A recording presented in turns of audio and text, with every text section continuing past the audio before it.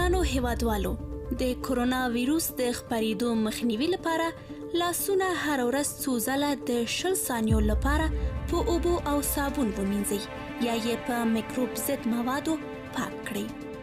له ریزش او زکام وهلو خلکو سره ناسته پاسته مه کوئ.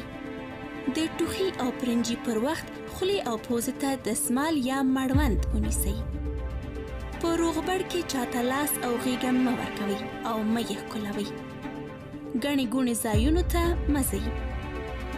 که زکام یا ریزش لرئ ماسک واچوئ.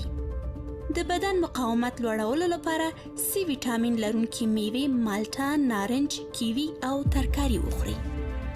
که د زړه، ساه لنډي، لوړ فشار، سرطان او نور ناروغۍ لرئ، له ویروسه د زیانمنېدو خطر مو زیات دی. داسې حالت کې په کور کینئ او بهر مه ګرځئ. په کومو ځایونو مو چې لاسونه ډیر لګیږي لکه میز، د دروازې او کړکۍ لاستي، هغه په میکروب ضد موادو پاک